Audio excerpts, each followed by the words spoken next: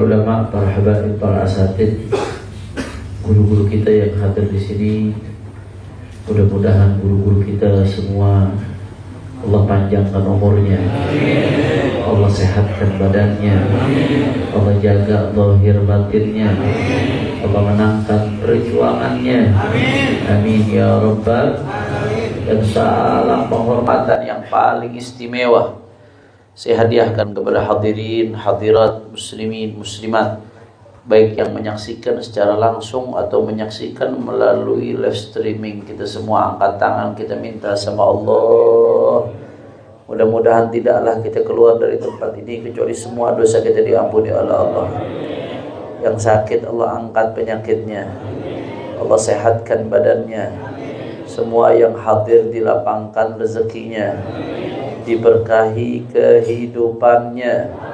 Amin ya rabbal. Ahba'il kiram, biasanya kita melanjutkan pembahasan kitab tafsir. Kita masih di dalam tafsir surat Yasin.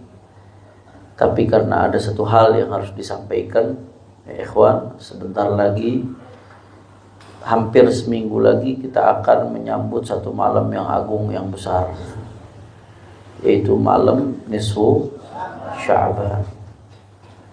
Malam nisfu Sya'ban ini malam panen, ya ikhwan. Abu Sayyid Muhammad bin Ali bin Abbas Al-Maliki dalam kitabnya Madza fi Sya'ban, kitab jamil nafis jiddan, beliau di situ menyebutkan malam nisfu Sya'ban ini punya banyak nama. Dan kathratul asma tadullu ala syarafil musamma, sebagaimana kita sudah jelaskan. Banyaknya nama menunjukkan kemuliaan yang punya nama. Allah Ta'ala namanya banyak. Walillahil asma'ul husna. Allah punya nama-nama yang baik. Dalam satu riwayat hadis ada 99. Itu yang tercakup dalam satu riwayat, belum di riwayat-riwayat lainnya. Banyaknya nama baik bagi Allah Ta'ala menunjukkan keagungan, kebesaran Allah. Begitu pula Rasulullah Sallallahu Alaihi Wasallam. Rasulullah punya nama banyak. Kalau kita buka Dalailul Khairat, di situ ada banyak namanya Rasulullah Sallallahu Alaihi Wasallam. Banyaknya nama Rasulullah Sallallahu Alaihi Wasallam menunjukkan kemuliaan Rasulullah Sallallahu Alaihi Wasallam. Dan yang bakal kita sambut nih minggu depan malam nisfu Sya'ban, nama-namanya banyak. Di antara namanya Lailatul Takfir, malam ampunan, Lailatul Ghufran. Kenapa? Karena dalam sebuah hadis yang diriwayatkan oleh Imam Ibnu Hibban, Rasulullah sallallahu alaihi wasallam bersabda, apa kata Rasulullah? Yattali'ullah ila jami'i khalqihi fi lailatin nisfi min Sya'ban fayaghfir li jami'i khalqihi. Sallu ala Nabi Muhammad. Kata Rasulullah SAW, Allah mandang hamba-hambanya itu. Semua hamba-hambanya dipandang sama Allah di malam nisfu Sya'ban. Maka semua yang dipandang sama Allah mendapatkan ampunan Allah. Mudah-mudahan kita semua termasuk yang dapat ampunan Allah Ta'ala. Nah, sampai di situ. Di dalam hadis lain riwayat Imam Al-Baihaqi disebutkan bahwasanya kata Rasulullah SAW, datang malaikat Jibril kepadaku. Kemudian malaikat Jibril mengatakan, hadhihi lailatun nisfi min Sya'ban walillahi fiha utaqa. Kata malaikat Jibril, nih, ini malam nisfu Sya'ban nih, ini malam. Kata malaikat Jibril, walillahi fiha utaqa, dan di malam nisfu Sya'ban ini ada hamba-hamba yang Allah berikan stempel bebas dari api neraka. Berapa banyak ya Allah ya Rabb? Berapa banyak wahai malaikat Jibril? 1.000, 2.000, 3.000? Ini nggak main-main. Utaqa, orang-orang yang Allah kasih predikat, udah bebas, sudah selesai, nggak bakal masuk neraka. Berapa mereka jumlahnya? Kata malaikat Jibril, bi'adadi sya'ri ghanami kalbin, sebanyak jumlah bulu yang ada di ghanami kalbin. Nih di sini nih pentingnya ngaji mengguru nih. Kalau kita buka kamus, ghanam artinya kambing, kalbin artinya anjing, kambing anjing. Itu sampai gigi berjenggot nggak ketemu artinya itu, saudara. Apa maksudnya ghanami kalbin? Nah, di dalam penjelasan para ulama, ay ghanami bani kalbin. Bani Kalb itu satu kabilah di bangsa Arab yang paling banyak punya kambing. Orang Arab ini demen makan kambing. Ente kalau acara di Empang makannya kambing mulu. Terus segitunya udah orang Arab yang sudah turun-temurun tinggal udah jadi orang Indonesia, apalagi orang Arab asli, dikit-dikit kambing, dikit-dikit kambing. Artinya pasti orang Arab miara kambing banyak tuh setiap kabilah zaman dulu. Tapi di antara kabilah-kabilah Arab yang banyak miara kambing, yang paling banyak punya kambing namanya Bani Kalbin. Itu paling banyak punya kambing. Entah puluhan ribu atau berapa jumlah kambingnya, ya ikhwan. Banyak. Nah, kata Nabi SAW, menurut berdasarkan informasi dari malaikat Jibril, itu yang Allah ampunin di malam nisfu Sya'ban mendapatkan predikat bebas dari api neraka sebanyak jumlah bulu yang ada di kambingnya Bani Kalbin. Nggak usah jauh-jauh, satu kambing aja bulunya berapa? Yang bisa jawab dapat sepeda. Sampai kayak tebak-tebakan ikan dapat sepeda. Satu kambing aja bisa puluhan ribu, ratusan ribu bulu, kita nggak tahu ya ikhwan. Dikali puluhan ribu atau ratusan ribu kambing, jumlahnya ada mubalaghah, kinayatun 'anil kathrah, ta'bir 'anil mubalaghah fil kathrah. Saking banyaknya itu malam yang mendapatkan predikat pembebasan dari api neraka oleh Allah Subhanahu wa taala. Shallu ala Nabi Muhammad. Hanya kata Abu Yazid Muhammad, malam itu disebut Lailatul Takfir, malam pengguguran dosa. Malam nisfu Sya'ban disebut juga Lailatul Idil Malaikah, malam idnya malaikat. Itu malam juga disebut Lailatul Qismah. Malam itu disebut juga Lailat Al-Ijabah, malam doa-doa diijabah oleh Allah Subhanahu wa taala. Makanya kata di dalam satu riwayat disebutkan khamsul layalin la yuraddu fihinna du'a. Ada satu malam yang di dalamnya doa-doa enggak dijabah oleh Allah, enggak akan ditolak oleh Allah Subhanahu wa taala, pasti dijabah. Ini kita di banyak hajat. Saya mau tanya yang hadir, punya hajat, banyak hajat apa kagak? Banyak harapan? Semua banyak hajat, banyak harapan. Jangan ngeluhnya di status WA. Nih waktunya nih malam nisfu Sya'ban, Lailatul Ijabah. Ada 5 malam kata Rasulullah sallallahu alaihi wasallam, la yuraddu fihinna du'a. Doa-doa enggak akan ditolak di dalam malam-malam tersebut oleh Allah Subhanahu wa taala. Salah satunya apa? Lailatul nisfi min Sya'ban, di malam nisfu. Apalagi ya kalau mintanya kepada Allah dengan cara yang diajarkan ulama kita. Disuruh baca Yasin dulu. Habis baca Yasin minta sama Allah Subhanahu wa taala. Masyaallah, ahlan wa sahlan habib.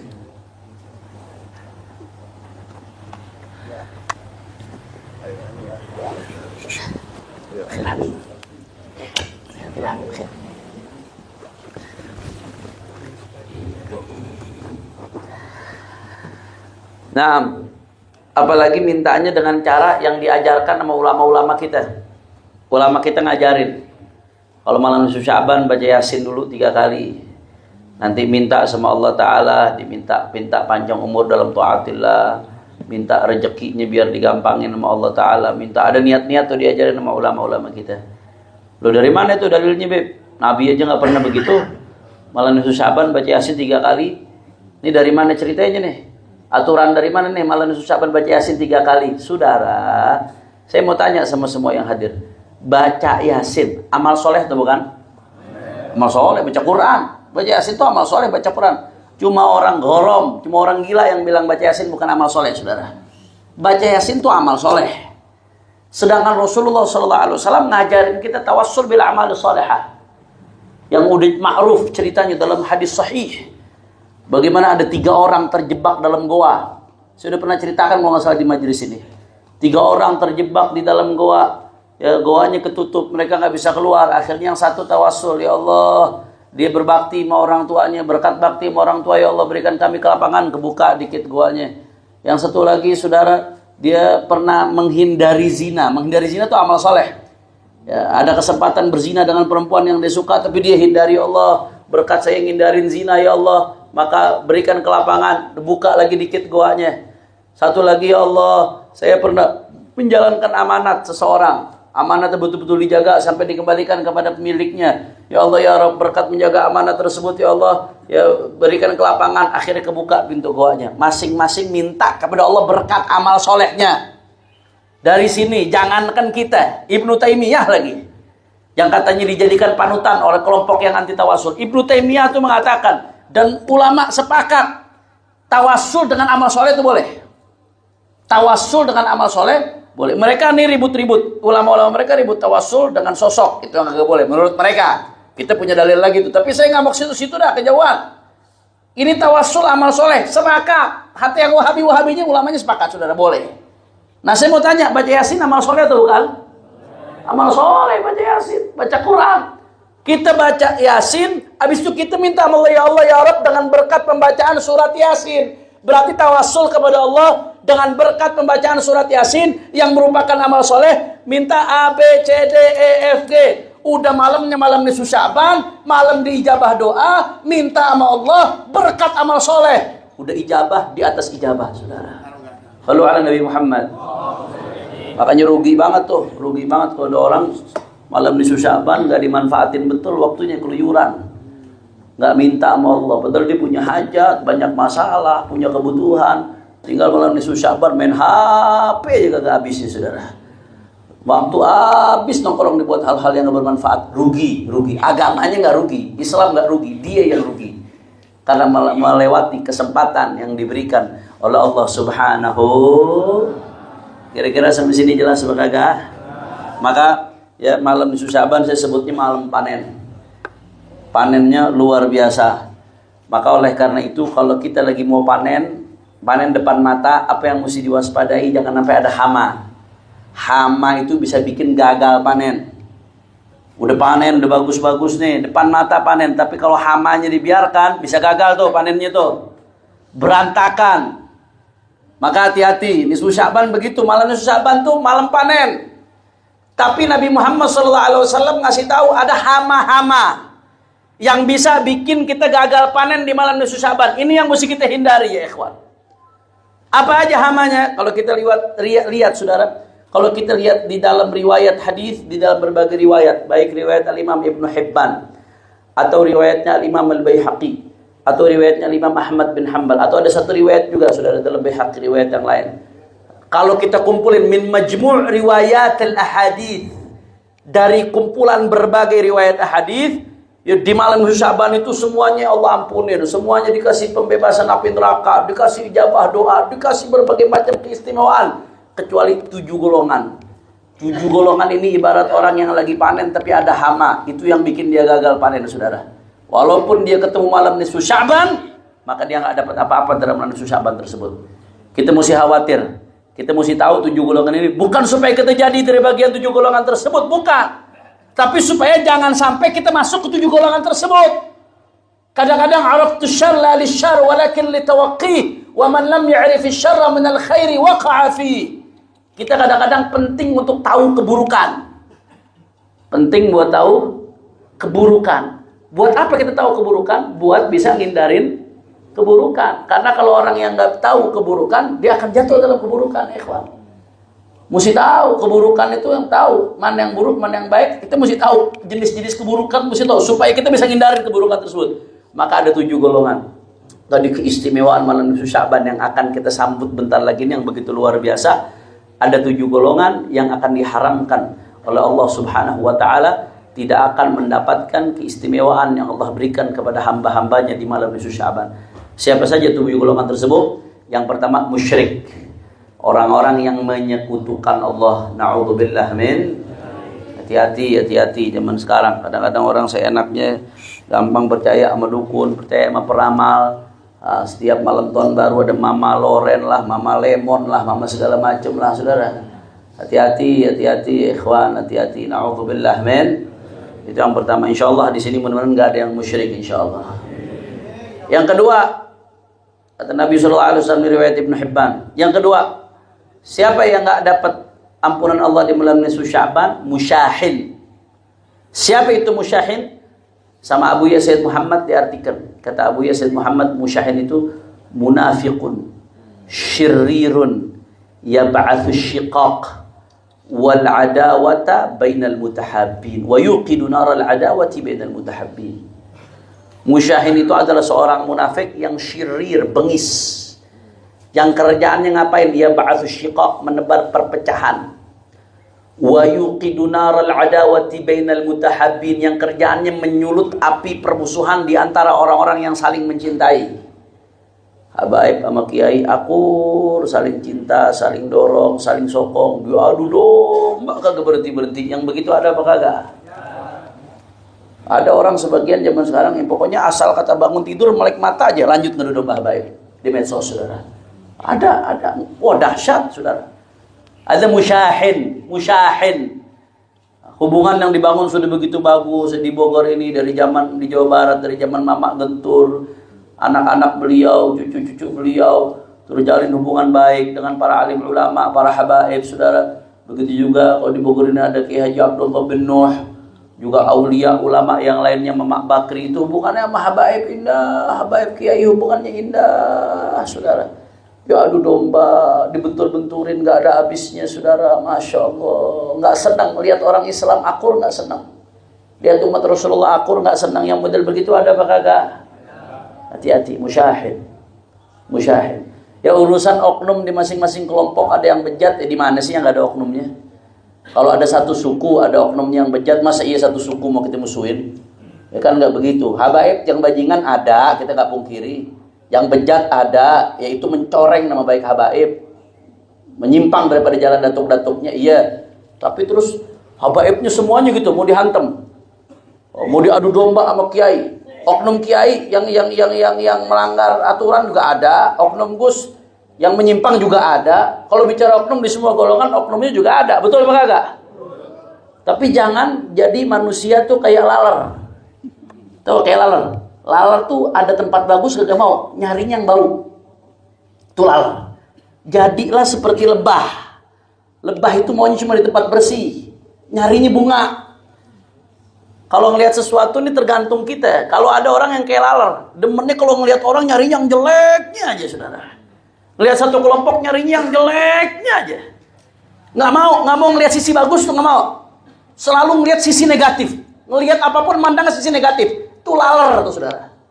Na'udzubillah min. Jangan jadi kayak laler. Jadi kayak lebah. Wah, lebah memberikan manfaat kepada banyak orang, ya ikhwan. Memberikan manfaat kesehatan. Hati-hati, musyahid ya. Kelompok sama kelompok diadu domba, ormas sama ormas diadu domba. Gara-gara nggak satu madrasah dengan dia, gara-gara nggak satu manhaj, udah kayak kafir harbi, dimusuhin sedemikian rupa. Gara-gara nggak satu alma mater, kayaknya rendah banget mandang orang yang nggak satu alma mater dengan dia, nggak satu thariqah dan lain sebagainya, saudara. Hati-hati, musyahin, munafiqun, syirrirun, yab'atu syiqaq, wa yuqidu naral adawati bainal mutahabbin. Yang seperti itu sebelum malam nisfu Sya'ban mendingan taubat, minta ampun nama Allah supaya dapat ampunan Allah di malam nisfu Sya'ban, insya. Yang keberapa tadi yang saya sebut itu? Yang ketiga, dalam riwayat Al-Baihaqi, termasuk orang yang Allah haramkan di malam nisfu Sya'ban, siapa? Aqul li walidayh, orang durhaka sama orang tua. Hati-hati ya ikhwan. Ya, kita sama-sama tahu ridha Allah fi ridha walidain, usuhtullah fi suhtihima. Ridhonya Allah ada pada ridha orang tua, murkanya Allah ada pada murka orang tua. Jangan cuma tahu doang, renungin tuh kata-kata. Di dalam hadis qudsi disebutkan, man asbaha murdiyan li muskhitan li walidayh fa ana anhu sakhit, kata Allah Taala. Siapa orang yang kata Allah dia membuat aku ridha tapi bikin orang tuanya murka, maka aku murka dengannya karena kemurkaan orang tua terhadapnya. Wa man asbaha muskhitan li wa murdiyan li walidayh. Siapa orang kata Allah Ta'ala yang bikin aku murka, dia maksiat, tapi murdiyan li walidayh, dia bikin orang tuanya ridha, maka apa yang terjadi? Fa ana anhu radin. Dia bakal Allah tuntun bakal jadi orang baik. Allah tuntun bakal jadi orang baik sampai dia dapat ridhonya Allah Subhanahu wa Ta'ala. Jadi jangan main-main. Kita cinta sama ulama, ngambil berkah ulama bagus, ngambil berkah habaib bagus, tapi jangan lupa juga di rumah kita yang jauh lebih berkah. Penting, saya nggak merendahkan. Ngambil berkah ulama, berkah habaib, berkah aulia bagus, harus kita butuh, saudara. Tapi ada yang lebih dahsyat di rumah kita. Ya ente cium tangan 1000 habib, 1000 kiai, tapi kurang ajar sama orang tua, gak ada artinya. 1000 habib, 1000 kiai ente ziarahin, ente cium tangan sama orang tua kurang ajar, nggak ada artinya ya ikhwan. Na'udzubillah min. Berarti itu ziarahnya nggak manfaat tuh. Berarti ada yang salah dengan cara ziarahnya. Harusnya makin dekat sama ulama, makin dekat sama habaib, makin dekat sama kiai, makin hormat sama orang tua. Karena nggak ada ulama, kiai, habaib yang ngajarin kurang ajar orang tua, nggak ada. Nggak ada ceritanya ya ikhwan. Kira-kira jelas apa kagak? Habib Muhsin, Fadal Habib Muhsin. لا الحبيب فضل ما بكمل حتى تتقدم ما بكمل الله الحبيب حبيب قلبي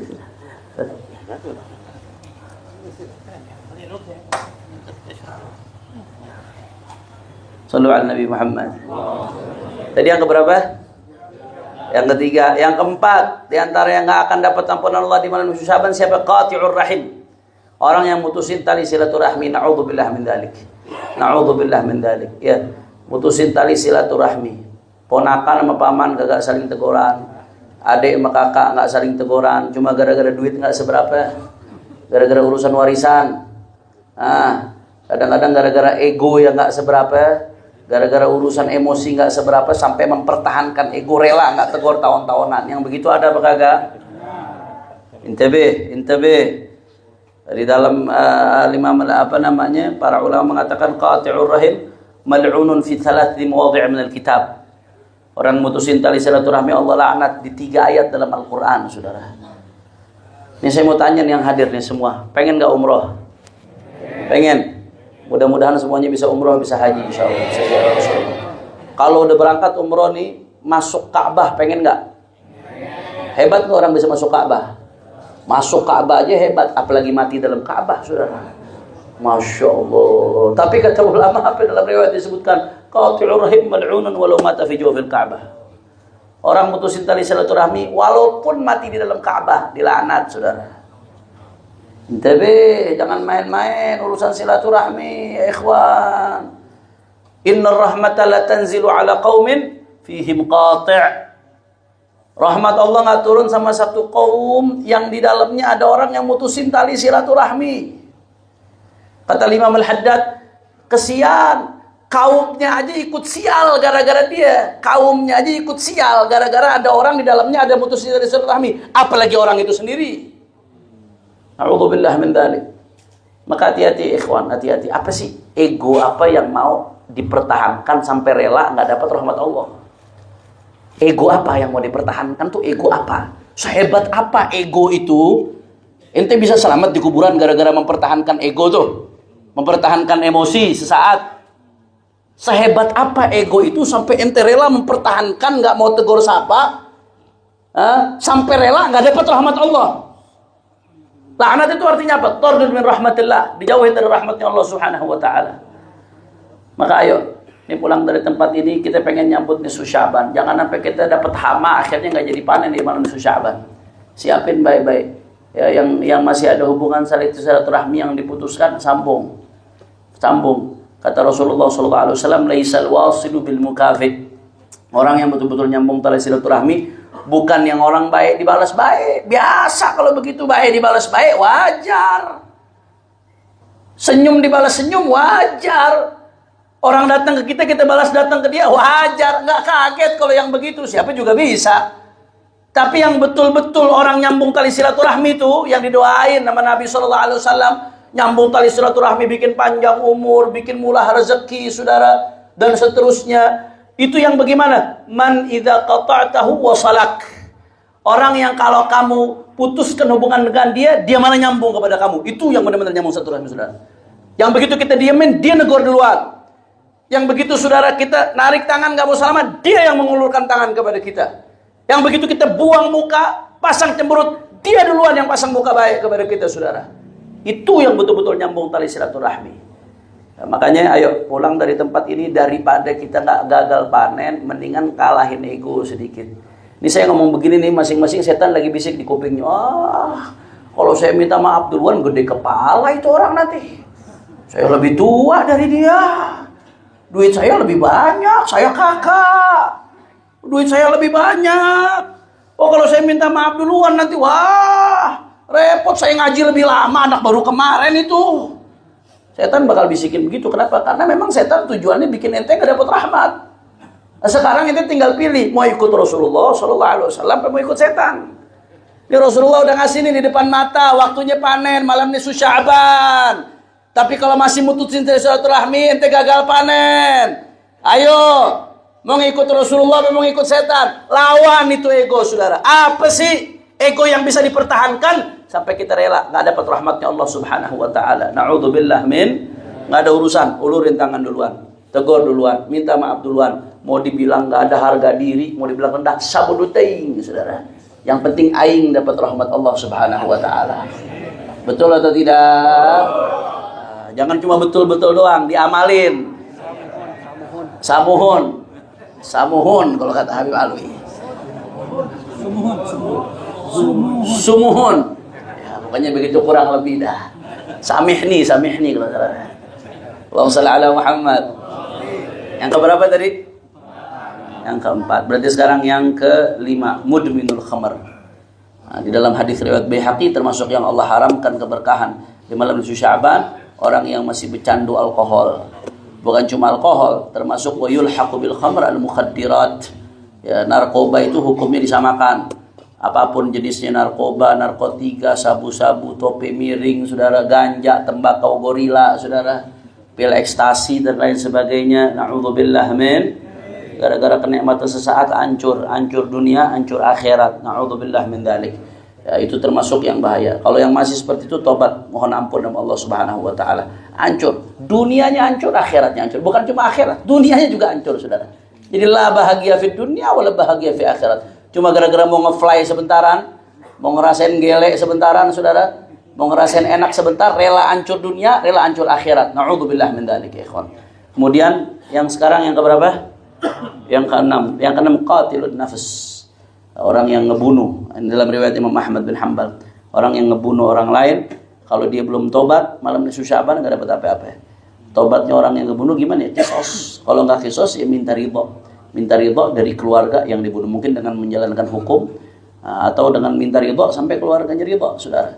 Jadi selain istighfar, janji nggak ngulang, harus minta ridho dengan keluarga pihak yang terbunuh. Ya, minta ridhonya, harus minta ridhonya. Nah, jadi kayak pembunuh 6 syuhada itu yang sampai sekarang mau ditutupin pakai apa lagi? Dia mau ibadah sampai jidatnya gosong lagi.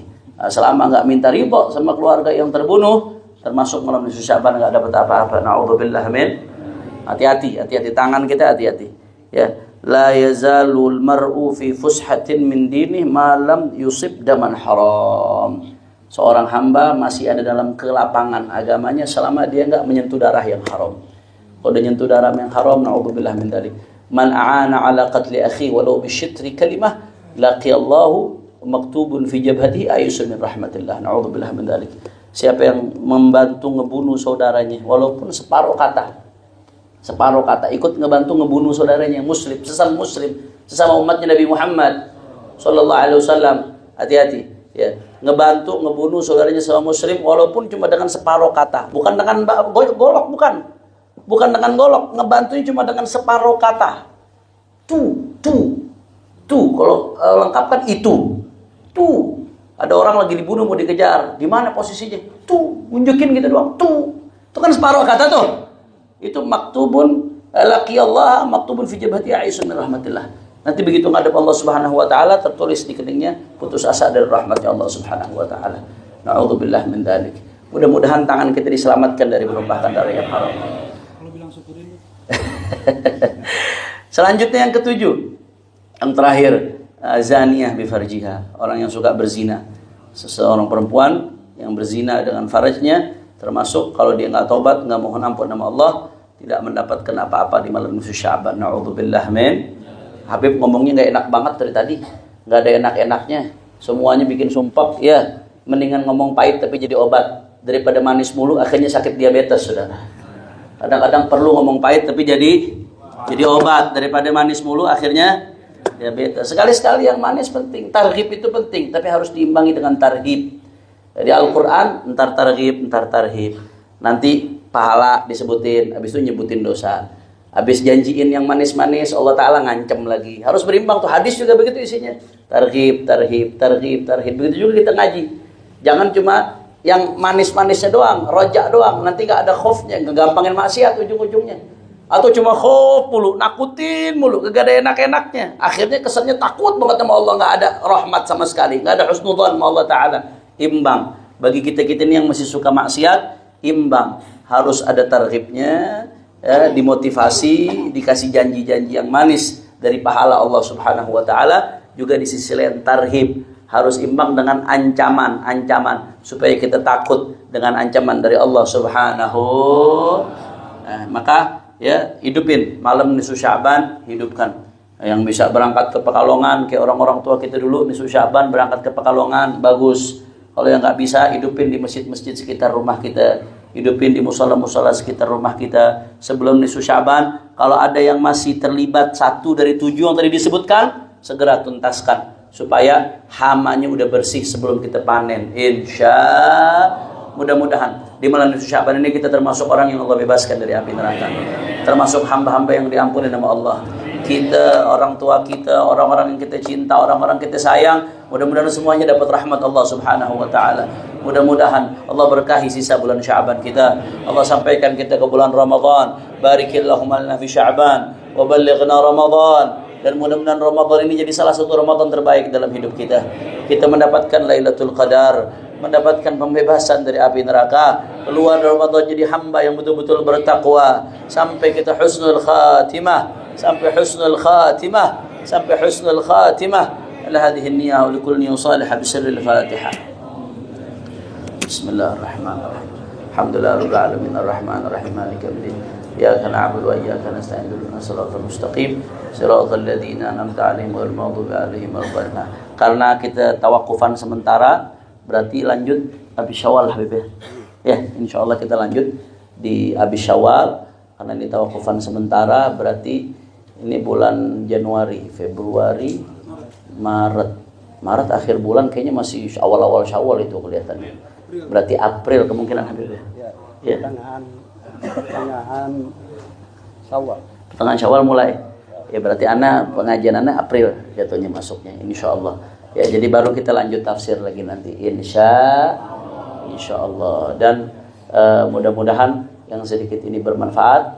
Ya, syahr mubarak. Mohon maaf kalau Anda ada salah-salah selama mengajar. Mudah-mudahan kita panjang umur, sehat walafiat, bisa ketemu lagi di pengajian berikutnya.